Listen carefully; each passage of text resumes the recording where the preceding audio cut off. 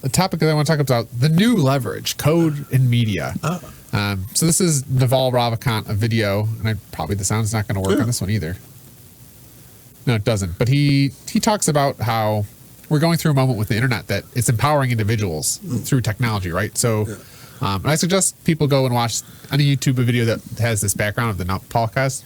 He talks about the digital, right? So let's think about even, your dad or my grandpa, his generation, the only forms of leverage they had was capital and labor, right? So he had his labor, he would go to the factory, he would work, and then he'd get capital for that. And that was exchange. So really at that point, the only option you really had was for leverage, or leverage is just expanding your impact, right? So the only really leverage you had was your labor. You could work.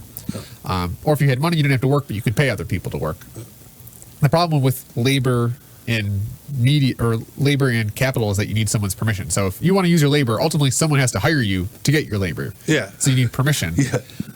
Or capital, if you want to spend something, someone has to be on the other end of that transaction to take your money.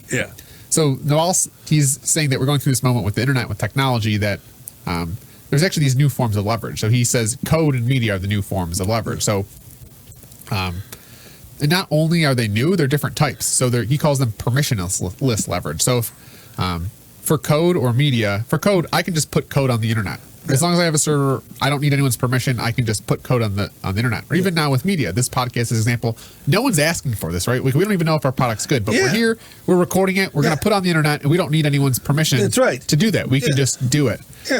So he talks about how the new forms of wealth and the new careers will be impacted by these new forms of leverage. So he's talking about the new titans of industries. I think you're already starting to see it. The new titans, the new Rockefellers are people like Mr. Beast or PewDiePie, people with these huge audiences. They have tons of leverage because they have code and media. They've created media, and it's not 2, 4, and 7. They don't need permission to get on TV.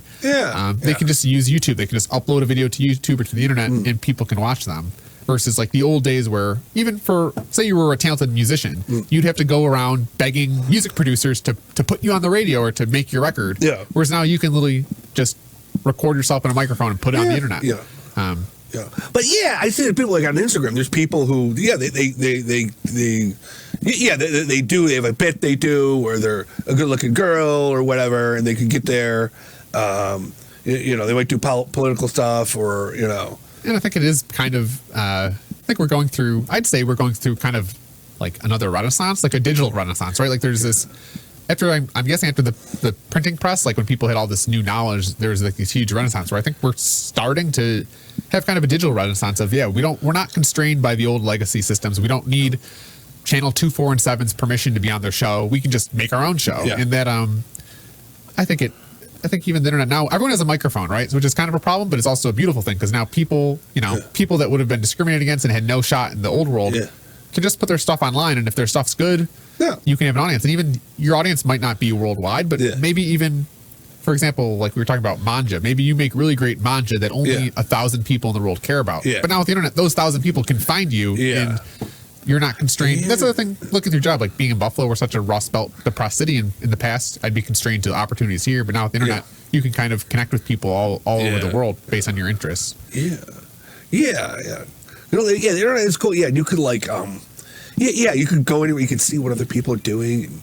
It can be dangerous, but it can also, I think, it's a double-edged sword, right? So there's bad effects in it, but I think also good. I think ultimately the internet, I hope, and I think is going to create a more equitable world because there'll just be more opportunity and more, the world will be flatter, I guess, if that makes sense, versus, just the old ways of anything. And I think that's even, not to bring back to politics, but I kind of see the legacy political machines like still operating as if it's 1964 and they have control over the narrative and they can just do a debate on CNN with their 2 candidates and they're going to do a production. Whereas now there's so much content of like, I think politics particularly is like the fact that they're running out the same 2 candidates, but also just the whole media complex behind them of CNN, MSNBC, Fox, that like they're still operating as if it's 1984 and they have control over the narrative and they control the optics and everything. Whereas now people have YouTube, they have, Twitch, they have new platforms where they can see kind of a fuller picture. I mean,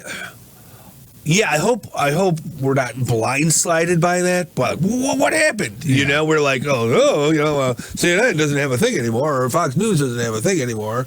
Though I want Fox News not to have anything anymore. But Well, I think that's the double-edged sword, right? Is now because there's not 3 authority figures telling us what the truth is. Yeah.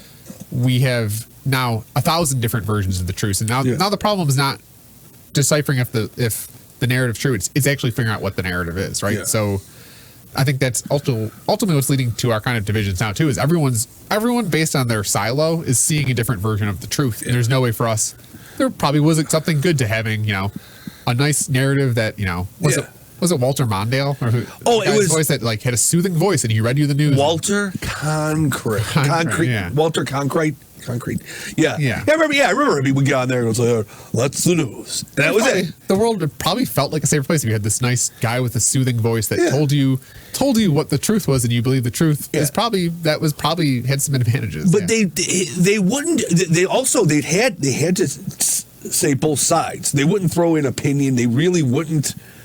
They didn't like really spin it that much. Yeah. Though, like during Vietnam, they did get pissed off because they were showing they were showing soldiers and stuff, and that's where the idea of Fox came around after Nixon.